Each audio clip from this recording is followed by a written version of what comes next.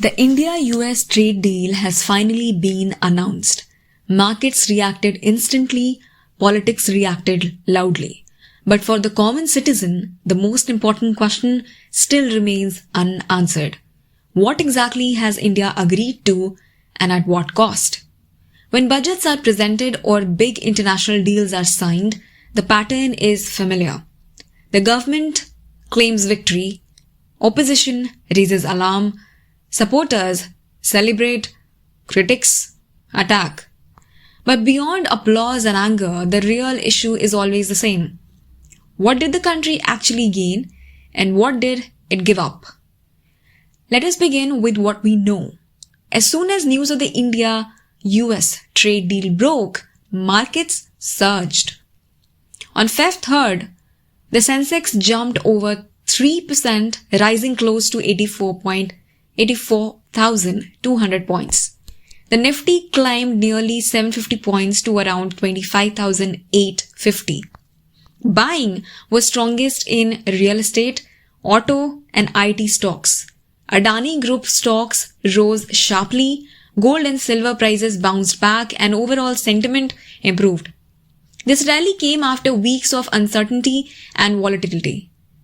The immediate trigger was the announcement that US tariffs on Indian goods would be reduced from a threatened 50% to 18%. For markets, this was a relief. But markets respond to sentiment and expectation. Countries must respond to facts. So what is this deal really about? According to US President Donald Trump, India agreed to stop buying crude oil from Russia. In return, the US reduced tariffs on Indian exports. Trump also claimed that India would now buy oil from the US and Venezuela, and that bilateral trade would eventually cross $500 billion. The problem is this. Almost all these claims are coming from the American side. India has welcomed the deal but has not publicly confirmed many of these specific commitments.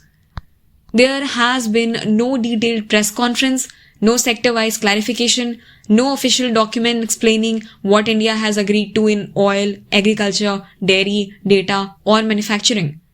That silence is what worries people. Because this deal affects areas that touch everyday life. Fuel prices, food prices, jobs, farmers' income, small industries, and long-term economic independence. Look at tariffs first.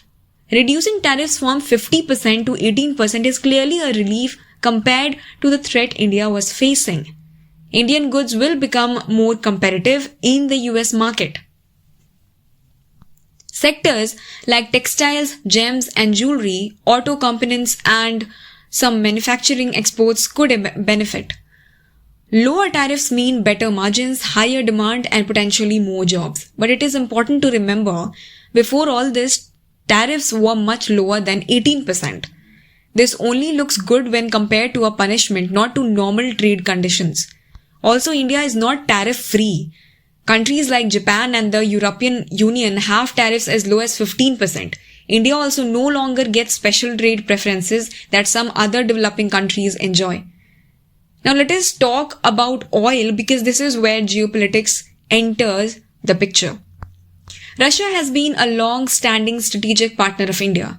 Russian oil was cheaper and came with flexible payment terms. That helped India manage costs during global instability. American oil, on the other hand, is more expensive to market and paid for entirely in dollars. Trump claims India stopped buying Russian oil at his request. India has not officially said so, but global data does show a decline in Russian oil imports. If India is indeed shifting oil purchases under pressure, then this is not just a trade decision. It raises questions about strategic autonomy. Every country needs partners, but partnerships are strongest when decisions are voluntary, not forced. Now comes the most sensitive issue, agriculture and dairy. This has always been India's red line. Nearly half of India's population depends on farming and allied activities. Indian agriculture is made up of small farmers with limited land and resources. American agriculture is dominated by large, heavily subsidized corporate farms. The US Agriculture Secretary has openly celebrated this deal as a victory for American farmers, saying it will allow US agricultural products to enter India's massive market and bring money into rural America. That statement alone has raised serious concern in India, because if subsidized American dairy and farm products enter India at zero or low tariffs, Indian farmers and cooperatives could be severely affected. So far, India has not clarified whether agriculture and dairy have been opened, partially opened, or fully protected. That lack of clarity is the core problem. Another major concern is manufacturing and Make in India. The idea behind Make in India was to reduce dependence on imports and build domestic capacity. High tariffs were used to protect young Indian industries. If American machines, electronics, vehicles, and tech products enter India with minimal or zero tariffs, Indian startups and manufacturers may struggle to compete. Consumers may benefit in the short term from cheaper imported products, but long-term dependence on imports can weaken domestic industry. This is a trade-off that needs to be openly discussed, not quietly decided. Then there is data and digital services. India's IT sector is a major strength, employing millions and earning billions in exports. There is hope that this deal may protect Indian professionals from visa restrictions and benefit IT services. But the US has also long pushed for easier access to Indian user data. Whether India has compromised on data protection standards is another unanswered question. Now let us address the biggest claim of all. Trump says India will buy $500 billion worth of American goods. To understand this number, context matters. India's total imports from the entire world are about $700 billion. Imports from the US last year were only around $41 billion. Jumping to $500 billion appears unrealistic without major structural changes. Experts believe this figure is either aspirational, long-term, or rhetorical, but not immediate. This is why economists are urging caution. Markets have rallied because uncertainty has reduced. Political relations appear to have stabilized after months of tension. That itself is positive, yes. But stabilization is not the same as success.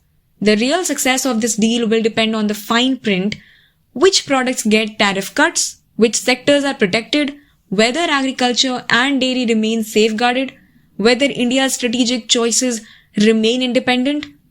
Until those details are made public, this deal remains incomplete in the public mind. Trade agreements are not judged by headlines or hashtags. They are judged by outcomes, especially for farmers, workers, small businesses, and consumers. So the real question is not whether a deal happened. The real question is this: was it done on equal terms with transparency and in the national interest? Until the answers are clearly placed before Parliament and the people, celebration will remain premature and skepticism justified.